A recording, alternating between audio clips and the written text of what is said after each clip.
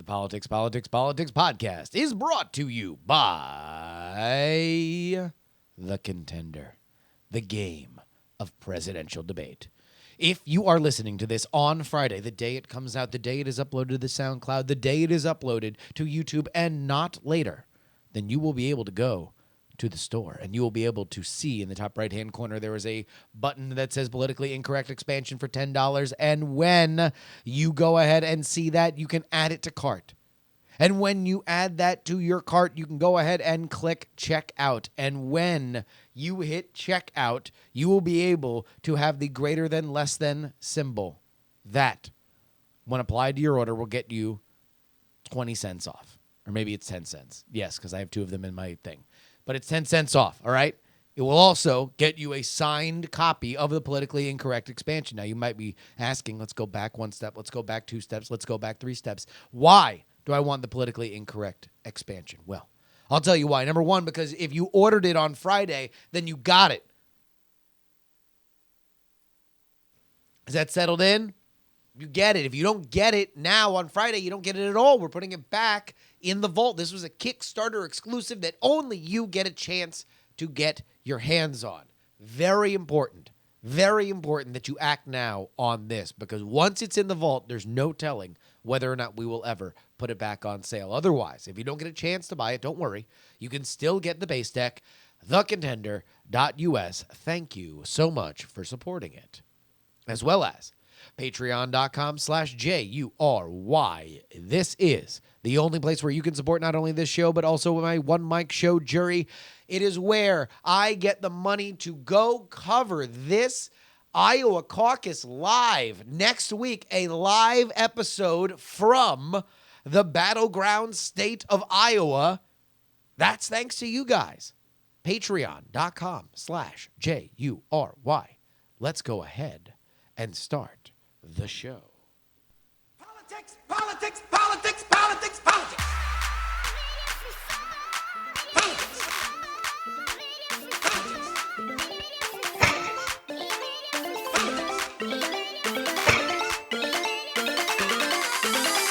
Politics. Yes.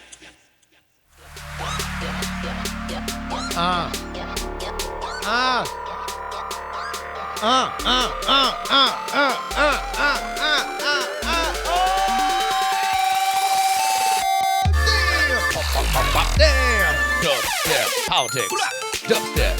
It's here for your mouth. Everybody, we are under 2 weeks away from the Iowa caucus, the official starting pistol of this presidential season. My name is Justin Robert Young, and I am but your humble host through the minefield that is the political season. Now, many of you can go back in time. You can listen to old versions of this podcast when I told you the seasons were changing, when I told you that this was only the beginning. This was when you had to let go of your friendships, let go of your family binds. You had to let go of the fact that you are going to be able to have a rational conversation about politics with your friends and family. You just had to let it go. Let it go. Because we are officially in the poop. This is it. This time, right now, is when it is about to all get super real. Iowa's right around the corner. We got big surprise endorsements. We've got insanity on the campaign trail. We've got some ridiculous ads that we need to show you. But in an election season that has been defined by Donald Trump, it is only fitting that we begin with what may have been the most bizarre video that I have seen so far this season. Let's go ahead and see if the audio listeners can't just pick it up by the sound.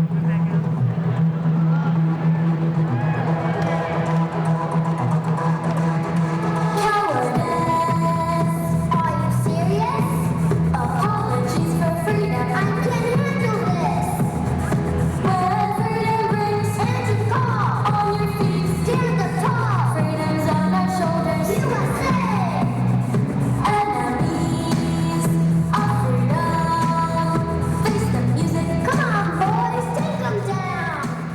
So what you are watching now, if you are watching on YouTube, and that is youtube.com/JustinRobertYoung, is a rally in Pensacola, Florida. The girls that are dancing around and singing to this lip sync track are the Freedom Girls.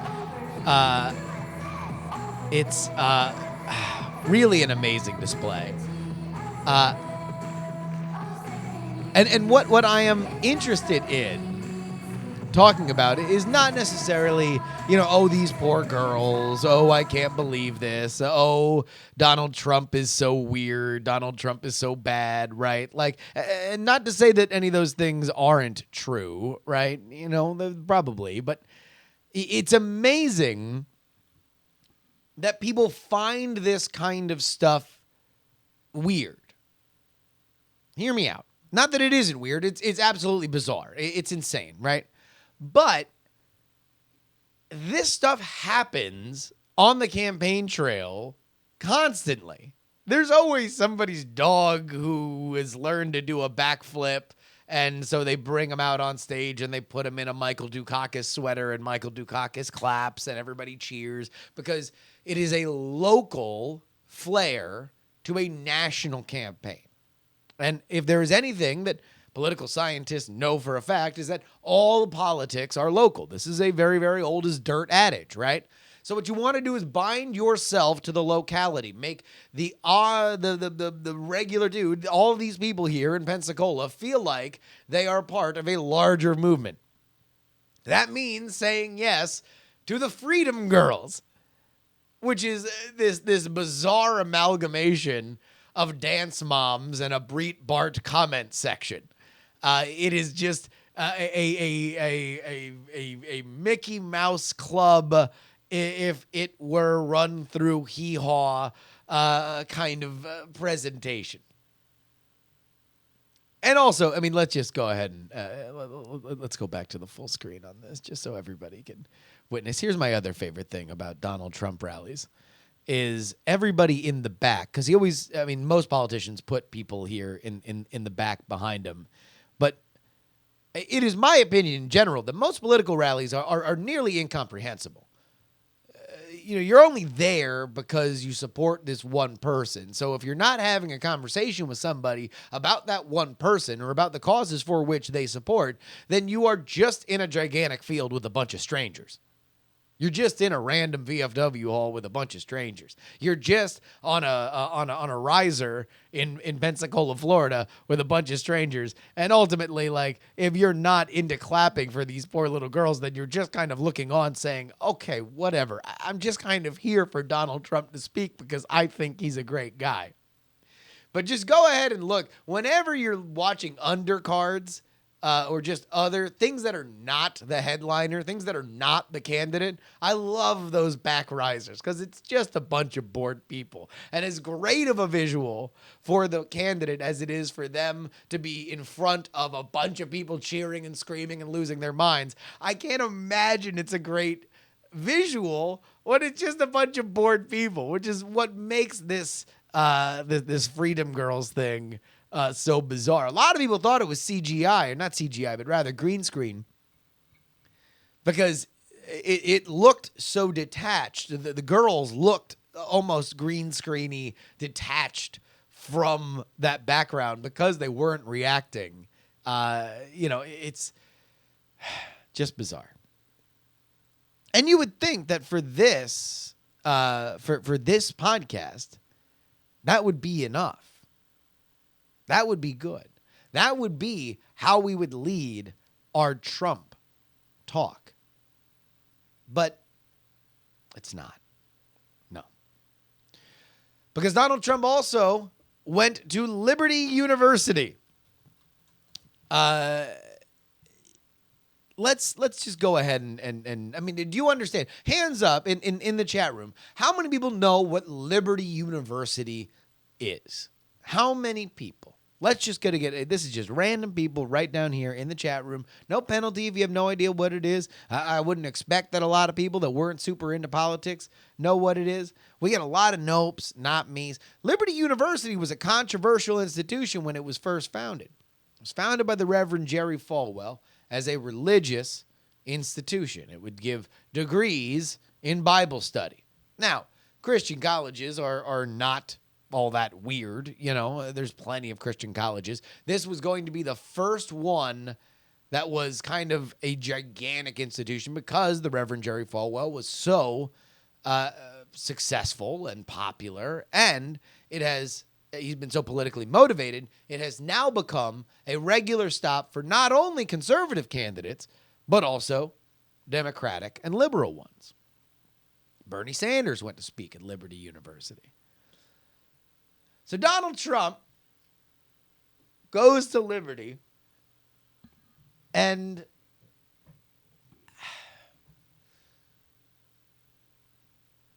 he has a bit of a rough time. Let's see if we can find this clip here.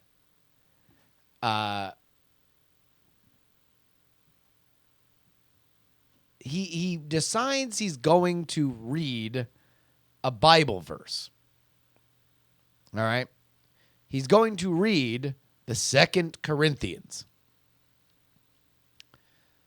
He does not get it right. In fact, he gets it wrong. And it really kind of, again, highlights some questions I have with just, in general, Donald Trump and the evangelical vote. Let's take a look. This time at Liberty University.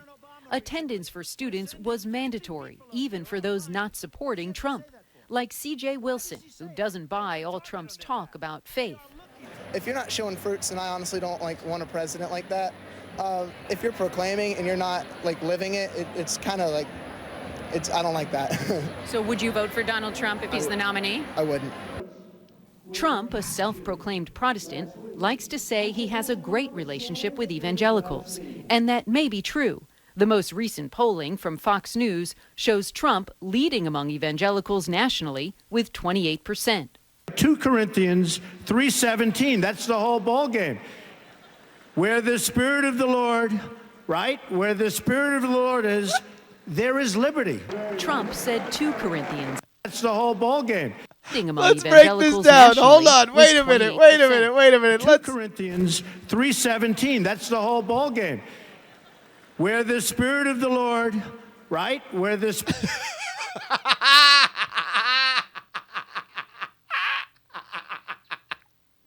Oh my God, this is so good. It's just, I love it. I soak it up. I get some in my beard so I can save it for later. Oh, jeez. All right, let me break down. I love people struggling in public. I don't know what it is. It makes me a bad person. Donald Trump has made a career out of barreling through these moments. He does not care, and it is the reason why he has put himself in this situation. He goes to Liberty University, where he might do well with older evangelicals, but I feel like that's more because older evangelicals are also very, very frustrated by the Republican establishment. With younger evangelicals, I do not believe that he has quite the same relationship. Younger evangelicals, if you are going to a Bible college, it means that you take the Bible very seriously. You have imprinted yourself upon your religious journey, and that is something that you do not believe interlopers should tread on. It is like the ultimate version of having a favorite band. Your favorite band is God. And if somebody walks in and says, you know, I'm a huge fan. I'm a huge fan of God, and my favorite lyrics are blah, blah, blah, and then you screw up the lyrics, you are going to be called out as a fraud. So he tries to quote the Bible, but like the rest of his speech, he doesn't memorize anything. He literally just has talking points, and he very rarely looks down at them. If you watch Donald Trump stump speeches, he very rarely looks down. I'll bet you they're just bullet points. But he's got to read something verbatim right here because he has not memorized it, obviously. So let's go back to this. Here we go. Let's just go back to the beginning here. Okay. Where the Spirit of the Lord, right? Where the Spirit of the Lord is. That's what gets me. Right. He's looking for somebody to be like smiling, right? He's looking for somebody to be like, oh, yeah. No. Great. Yeah. 2 Corinthians. One more time. I'm sorry for spending so much time on this. 2 Corinthians 3:17. That's the whole ball game. Where the Spirit of the Lord, right? Where the Spirit of the Lord is, there is liberty. Trump said 2 Corinthians instead of 2 Corinthians, giving his audience a good chuckle, followed by applause. Also, by the way, he said hell a bunch of times, which there were some issues with by some of the students because, again, these are the people. Students at Liberty University. I feel like this is not a controversial statement. Students at Liberty University, I feel like, might be the people who take the Bible the most seriously. Because there is no passion like young passion, right? There is no passion. There is no steadfast, damn the torpedoes passion like college student passion, right? That's where so many people find to be a formative age, where you find the purposes that you will follow for the rest of your life. Or you then label as, oh, they're a phase. I went through a phase. I dressed like this. I got into this. I knew these people. I did these things. This is when that happens. And for these students, that's the Bible. So he quotes 2 Corinthians and then stumbles through it, says hell a bunch. Donald Trump, not his finest hour. And that, my friends, that should be enough. If I didn't see 1 Corinthians, will 2 Corinthians make sense? That would be enough. He's great. I actually don't understand Trump's relationship with the evangelicals. I guess the reason why I say that I think that older evangelicals support Trump, and this is just my guess, right? Like in a moving the pieces on the board kind of way, is that they also align with the let's blow up the establishment stuff because they feel betrayed by the Republican establishment. We are broadcasting this on the anniversary of Roe versus Wade, and I think that abortion is one of the issues that the evangelical right feels left behind on when it comes to the establishment mainstream Republican candidates that they voted into office. Because there's been a lot of talk about, ending what many evangelical Christians look upon as a genocide, right? But not a whole lot of action. So Donald Trump, who, by the way, is the only person on these debate stages who has said in past that he is pro-choice, which is just hilarious. I mean, wrap your mind around this, that the dude who is polling the best with evangelicals is the only person who has gone out and on the record said he's pro-choice. How amazing. What a wonderful world. But evangelicals, I believe, I'm not one, so I am putting words in their mouth, but this is just my guess. If you are an evangelical voter, please write in justinrobertyoung@gmail.com. I'm guessing that part of it is the reset button phenomenon for Trump, that Donald Trump represents a reset button for the conservative movement and the Republican Party. That once you got to blow things up and you teach the establishment a lesson, that maybe they will take you more seriously going forward. Because otherwise, I don't get it. I don't understand. He's great. He's great. Jesus Christ. Let's be fair. I shouldn't say it. Jesus Christ is better than all the other gods. He's a great God. He's just a great God. He's just the best God. I mean, you're right. Right. 2 Corinthians, Jesus is the best. And the other gods are great. They're great. Moses, great God. Great. I got a lot of friends that know, that love Moses, say he's best. But let's be honest. Jesus is the best. He's just the best. He's great. That would be enough. That should be enough for a Trump segment. But no.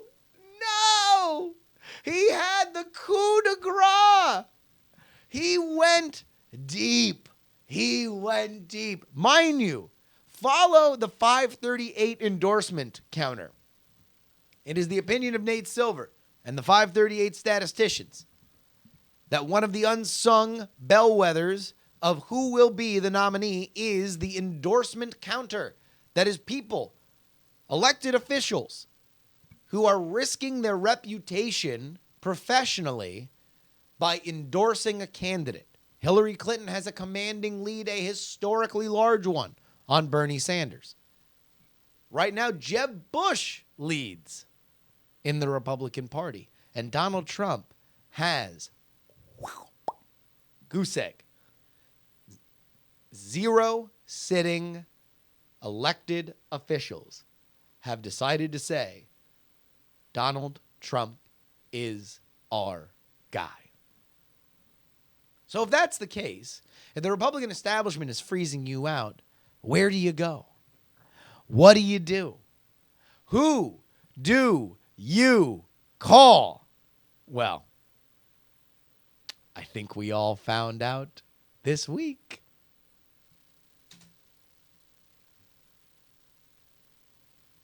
Oh, crap. Ad. The all-new Lexus I thought I had RX this queued up. and God RX damn Hybrid. it. Come on. Never has luxury. What? I mean, oh, jeez. This You're killing me. expressive. Whatever. This is the Lexus. pursuit Go of eat it. perfection. Oh, stupid. Here we go. Donald Trump loves Lexus. And now you're not going to load. What a piece of garbage. Time politics. I hate this. This is my all-time least favorite thing about the internet. When the ad loads and the content doesn't. Oh, God. It's just so bad. Let's see if we can't do that one more time. Who did he go to? Who could Donald Trump possibly have found to bolster his position? Another Lexus ad. That's what. I'm gonna give the audio. Never has luxury Never. been this expressive. Or This this is the repetitive. pursuit of Thank you. perfection. Lexus, the pursuit of perfection. Let's see if the clip runs this time. This is a Here we person go. who I've known for a long time, who I've respected for so long, an incredible husband, an incredible family, and somebody An incredible husband.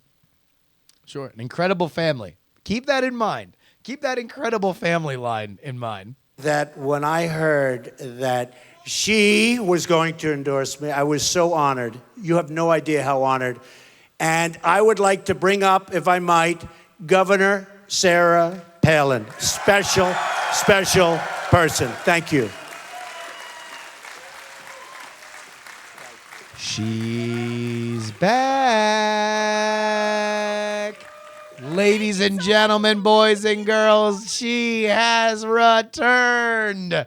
Apparently wearing the shimmering vest that Shawn Michaels made popular. She should have come in on a zip line, given the fist pump for WrestleMania 10. Sarah Palin is back. Let's go to a little bit of her endorsement. This is going to be so much fun. Are you ready to make America great again? You ready for a commander-in-chief who will let our warriors do their job and go kick ISIS ass? Doggone right we're angry, justifiably so. Yes. You know, they stomp on our neck and then they tell us, just chill. Okay, just relax. Well, look, we are mad and we've been had. They need to get used to it. This election is more than just your basic ABCs. Anybody but Clinton. It's more than that this go around. There we go. And then the Lexus ad's back, just in case we didn't see it. Sarah Palin. Now, let's dissect the history of Sarah Palin. Sarah Palin was, at one time, journey with me, friends, back in time. Sarah Palin was looked on as a feminist icon. Fawning words were spilt upon Sarah Palin, explaining that the take no poop governor of Alaska, the most popular governor at the time, was somebody that would bring a new brand of politics. She was looked upon as a rising star in the conservative movement. And that is no doubt true, because for whatever you can say of Sarah Palin, she certainly has star power. Where she goes, cameras and reporters follow, and she has a thirst for that attention. But unfortunately, the fact that you get attention when you stand next to Sarah Palin does not always mean that you get good attention. No. Sometimes you get just as much, if not more, negative attention for having Sarah Palin next to you than you do benefit. That is what John McCain found out, although his campaign certainly had many flaws beyond just bringing in Sarah Palin. But there is no doubt in anybody's mind that there are trade-offs to dealing with the Palin family. If you have, it was covered to death in the Game Change book. The Game Change movie decided to focus almost solely on that, which, by the way, little politics book club, go read Game Change. I know, for many of the political heads who are listening, this is old news. But if you are just listening to this because this is a different look on the political process and you have not read it, it is very, very, very much worth reading. And the Sarah Palin stuff in there is good. And very specifically for what we're about to get into, she is, without a doubt, a diva. She is somebody that many folks find hard to work with. And that book makes that case. But what we can see as a fairly clear pattern of behavior is that, Fox News doesn't want to deal with her.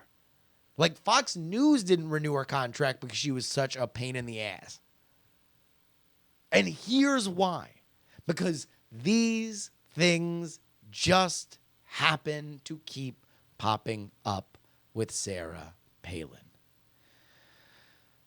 The day that she endorsed Donald Trump, she also it was reported that her son, Track,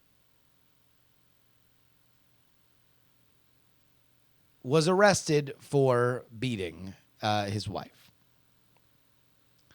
So the next day, Donald Trump, she comes out, she goes and she talks about, she gives her speech, which, by the way, I do think that it's unfair. She was typically kind of Sarah Palin bubbly, right?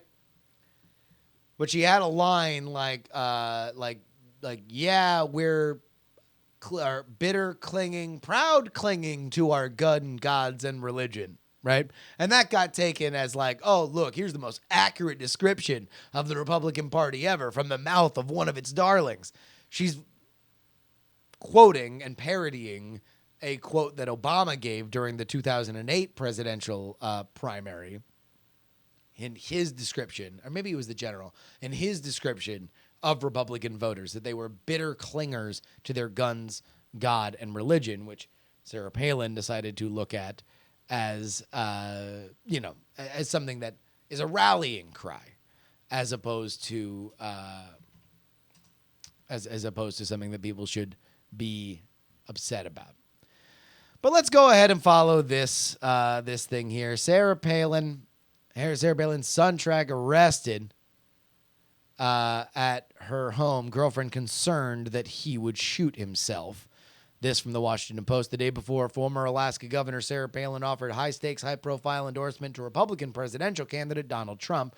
Her son, Track Palin, was arrested on domestic violence charges after a fight with his girlfriend, who said she was concerned he would take his own life with an AR-15 rifle. Now, very often, children of candidates, even adult ones, are looked at as kind of off limits. It's a little bit different with the Palins, since their kids have been a little bit more involved in the process themselves. But this would probably go away within 48 hours.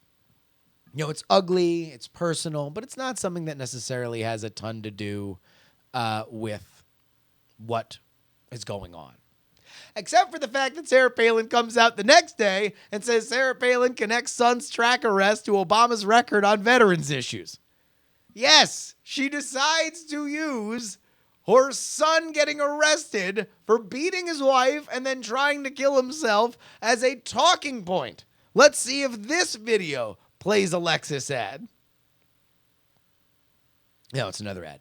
Let's go then to the lead here. Former Alaska Governor Sarah Palin on Wednesday addressed her son's recent arrest, which she called the elephant in the room. While stumping for Republican candidate Donald Trump, she accused President Obama of neglecting veterans that tied to her son's recent domestic violence charge. Let's hear it from the lady herself.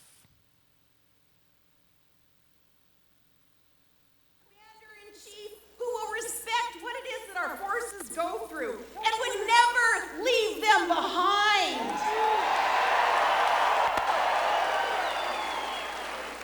A commander-in-chief who would never lie to the families of the fallen.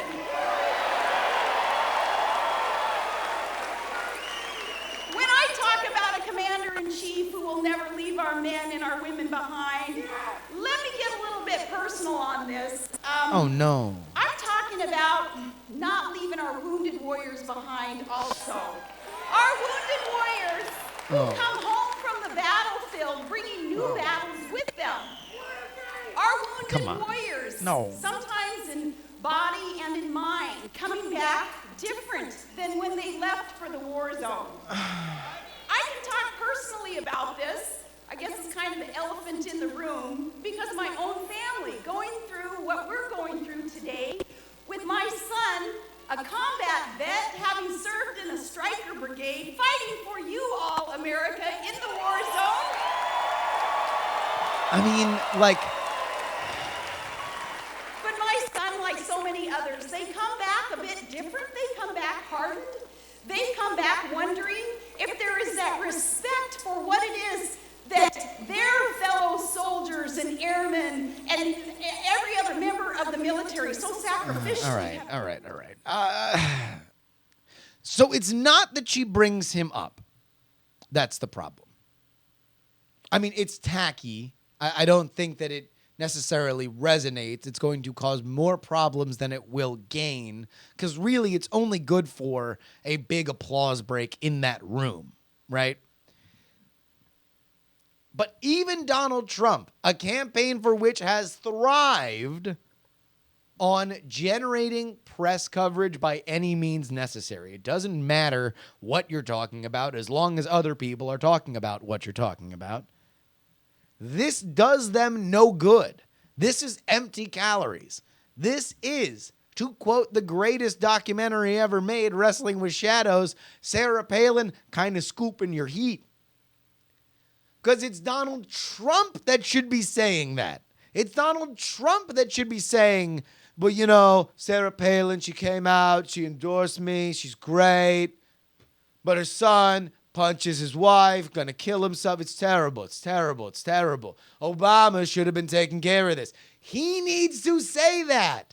Sarah Palin can't say that because now the headlines are Sarah Palin has an inflammatory remark as opposed to Donald Trump having an inflammatory remark. And you might say, well, it's just a slip of the tongue. How big of a problem can it be? Except for the fact that this is just something that keeps happening with Sarah Palin.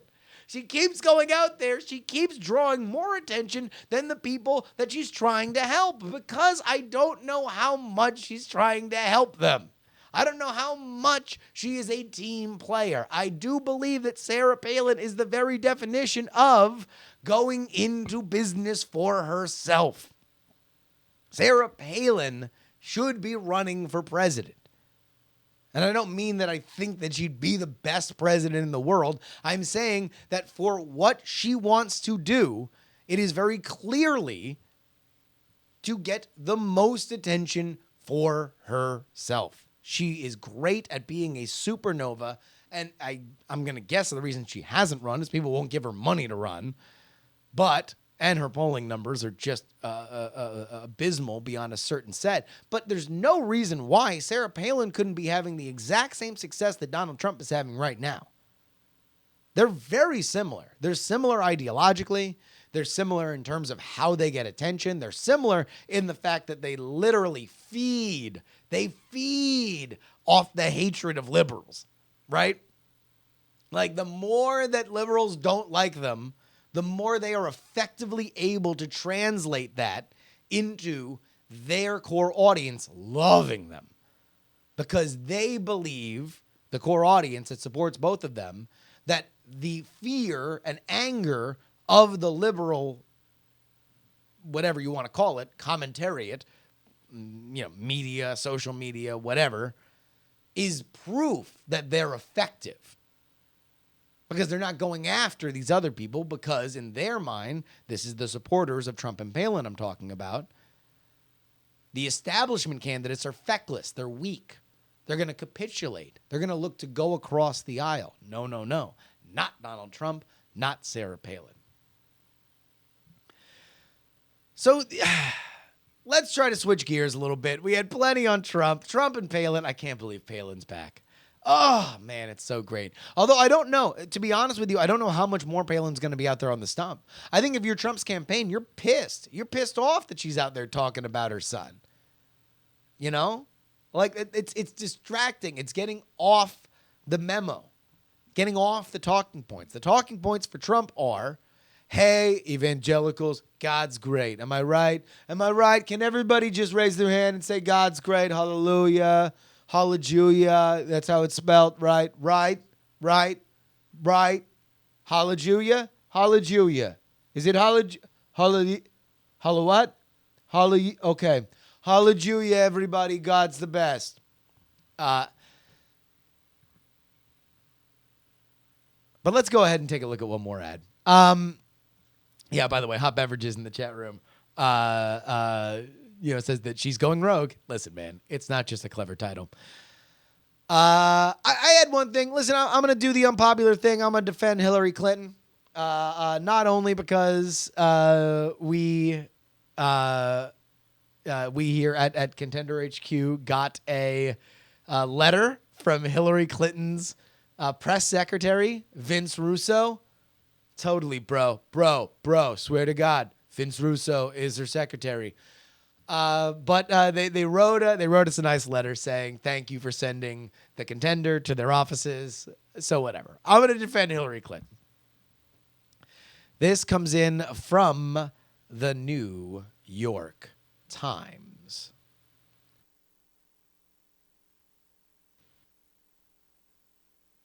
The headline is 90s Scandal Threatened to Erode Hillary Clinton's Strength with Women, written by Amy Chozick on January 20th. Here's the lead. This month, Lena Dunham, wearing red, white, and blue sweater dress with the word Hillary emblazoned across the chest, told voters how Hillary Clinton had overcome sexism in her political career. Quote, the way she has been treated is more evidence of the fact that our country has so much hatred toward successful women, Ms. Dunham, the creator and star of HBO series Girls, said at the Clinton campaign event in Manchester, New Hampshire. But at an Upper East Side dinner party a few months back, Ms. Dunham expressed more conflicted feelings. She told the guests at the Park Avenue apartment of Richard Pelper, the chief executive of HBO, that she was disturbed by how in the 90s the Clintons and their allies discredited women who said that they had sexual encounters or had been sexually assaulted by former President Bill Clinton.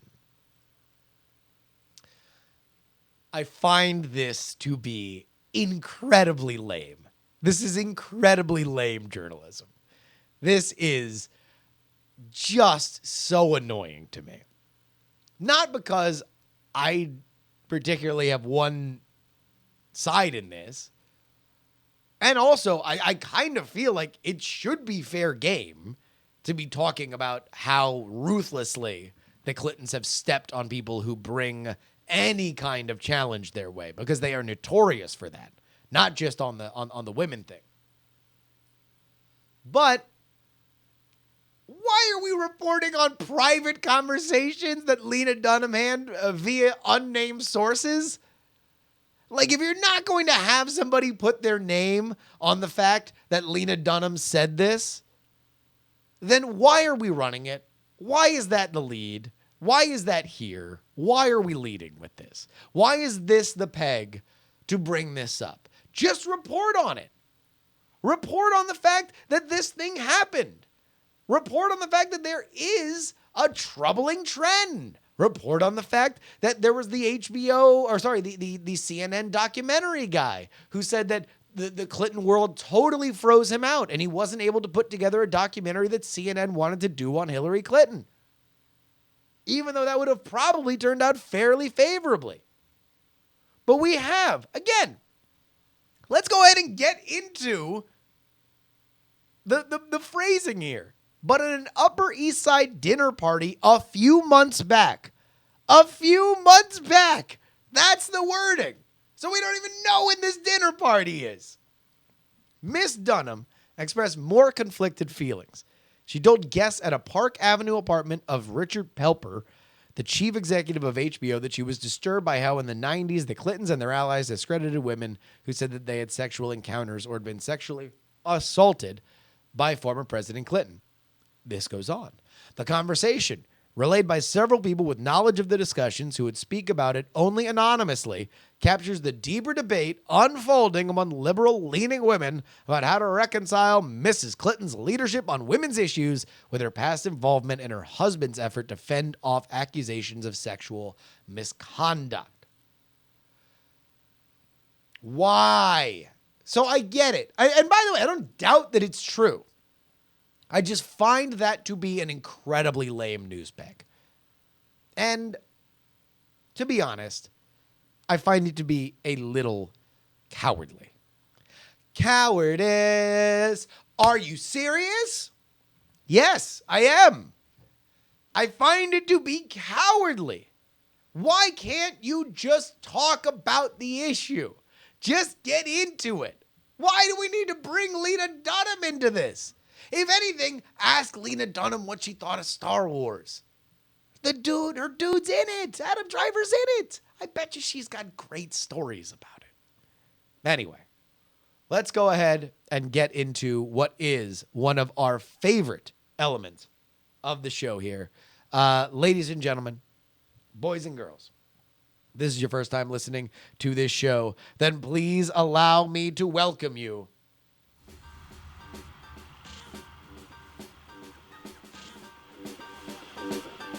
Go ahead and get all cleaned up.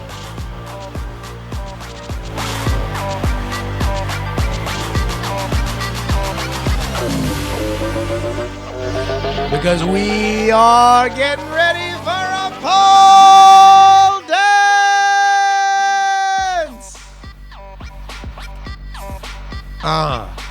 Go ahead and break that 20 at the 7-Eleven. Make sure you get some singles because we are tossing it up. This one comes in from the KBUR television station. Polling from the 18th to the 19th with 687 live voters. Let's go ahead and start at the bottom. Santorum. Rick Santorum with 1%. How about this? Moving on up.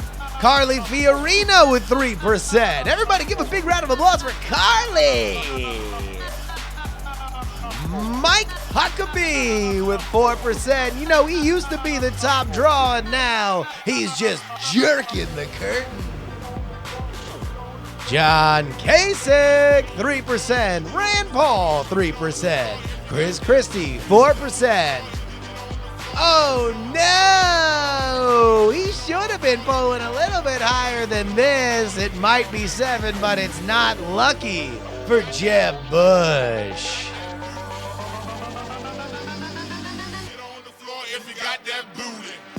How about this?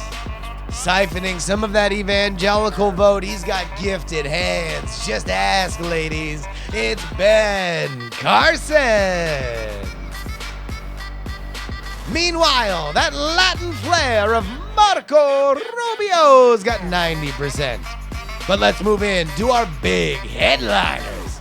25% goes to the guy that's huge where it counts. He's got more than 2 Corinthians backing him up. It's Donald Trump. But your leader, with 27%, is Ted Cruz. Control, leading your Iowa polling. 27% for Ted Cruz. Let's give a big round of applause, everybody. Go ahead and show them how much you appreciate them. It's this week's Pole Dance. Ted Cruz +2.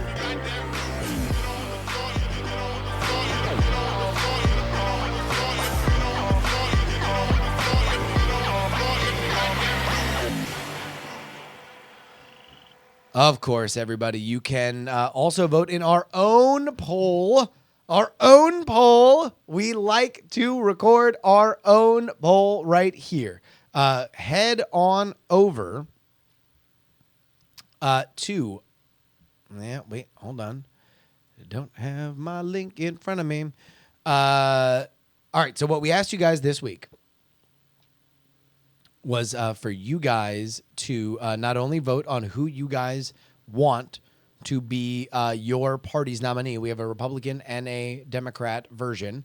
Rand Paul and Bernie Sanders, they have been almost unanimous throughout every one of these polls that we have run on either side. But we also asked you guys to vote who you think is your second choice.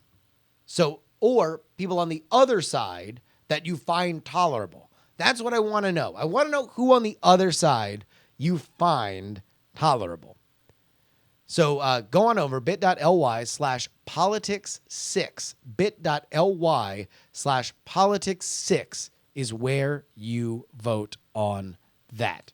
So go ahead and check it out. bit.ly/politics6. Let's go ahead and get into some of our viewer mail. Zach, the military black guy, says, "Hey, Justin, thanks for reading my email a while back. Love your show. In my opinion, if Trump wins the Republican primary, there's no chance in hell that the Republicans will win the 2016 election. So let's say hypothetically, Trump continues to poll strongly all the way to the primary election. What are the RNC's options? Can they choose not to pick Trump as the Republican candidate? Would that be legal in the first place? And what is the RNC's backup plan?" Funny you should mention it, Zach, the military black guy, because that question, that very question, has been really on the tips of many people's tongues. Because what you have not seen is anything from the establishment. They haven't really coalesced around another guy. They haven't really gone after Trump. They haven't endorsed Trump. Things have just kind of been in stasis. You would have thought that at this point, you would have seen the big folder dump of opposition research to Trump, or you would have seen a coalescing around Cruz. Or if the Republican donor class and establishment decides, F it, Trump's our best shot. Look at him. He's drawing crazy crowds. He's the hottest thing since sliced bread. Let's just get behind him, that they would start getting behind him. But what has happened is literally nothing. It's almost as if they're just kind of waiting to see whether or not Trump wins Iowa, that maybe if Cruz wins Iowa, that they'll have a better chance to coalesce around an establishment candidate. Because again, there will be a big, powerful establishment candidate by the time that Florida comes around, by the time that South Carolina comes around, because you're going to see the shakeout of Kasich and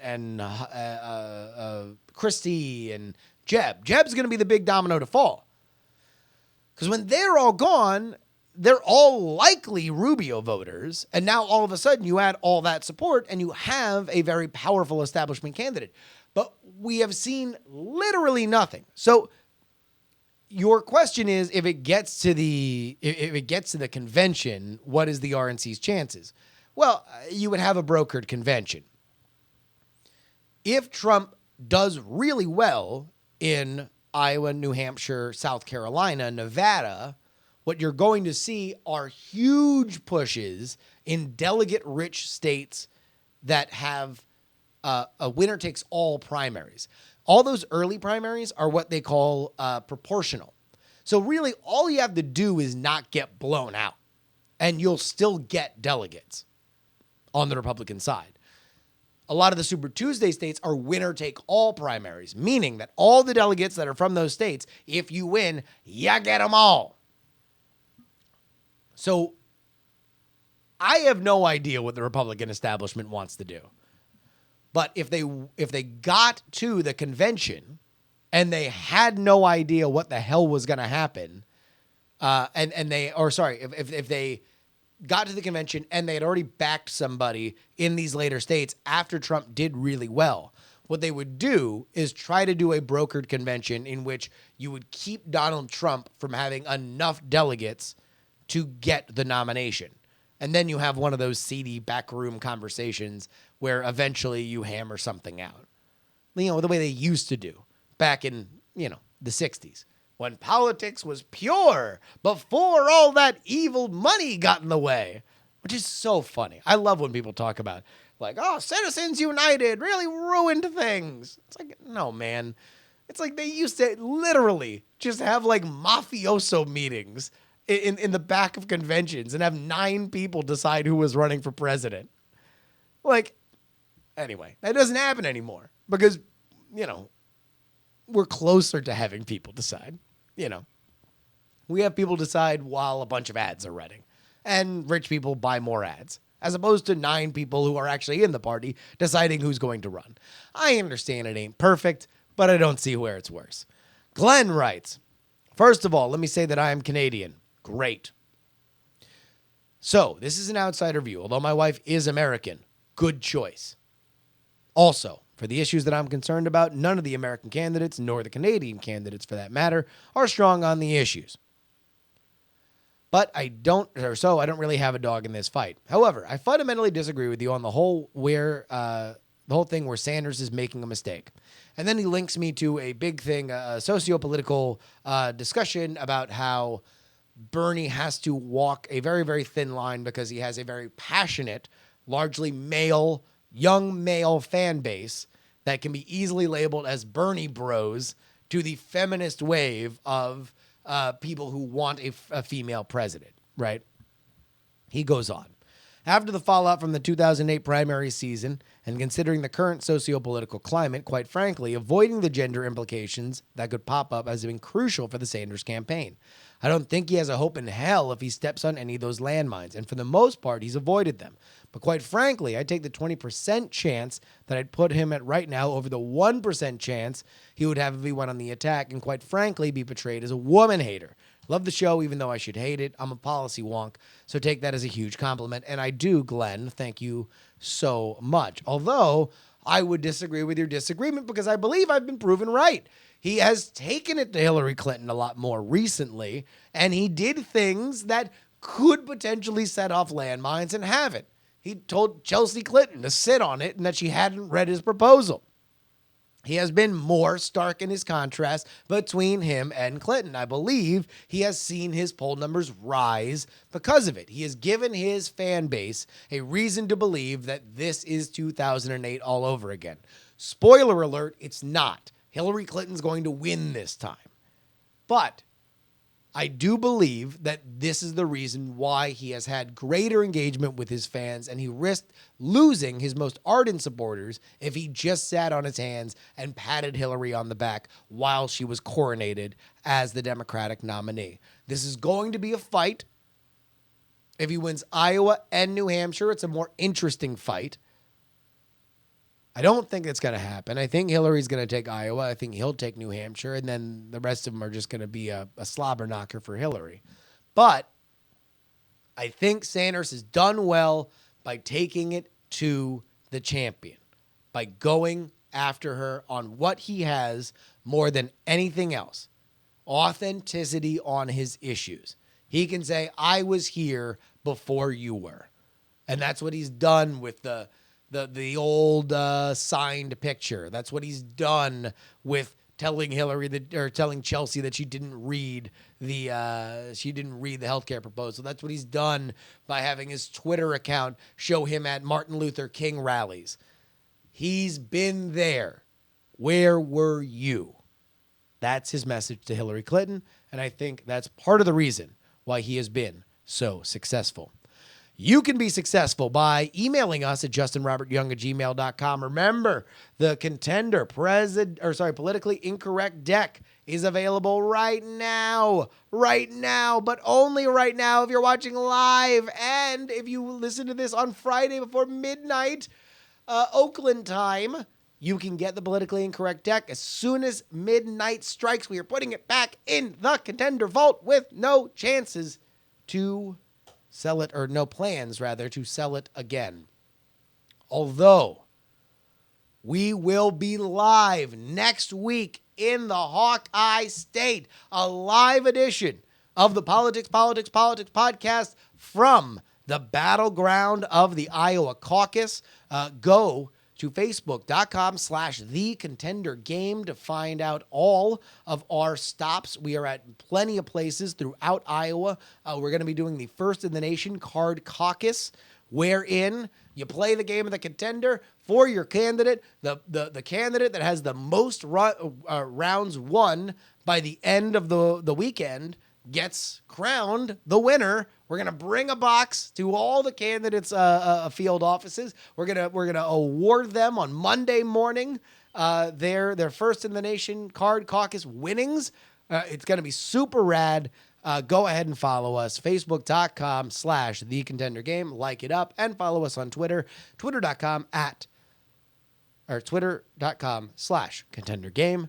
The music has been provided by Valesco and Trop Killers. And, of course, you can follow me at Justin R. Young everywhere that there is to follow.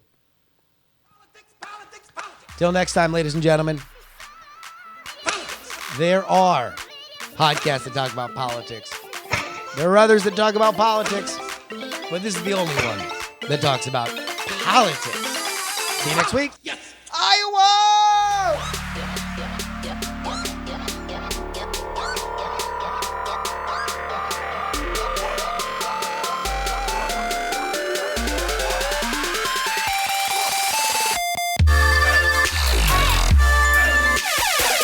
Diamond Club hopes you have enjoyed this program.